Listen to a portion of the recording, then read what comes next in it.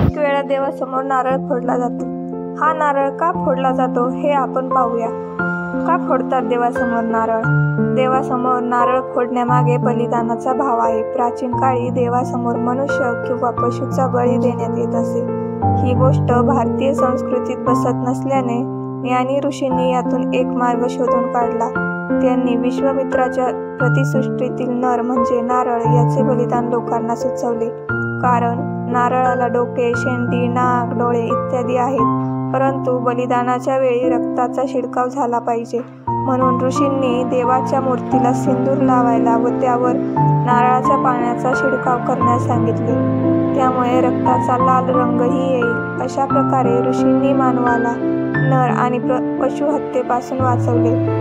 शिवाय नारळ हे 12ही महिने सहज मिळणारे फळ असून ते दीर्घकाळ टिकणारेही आहे.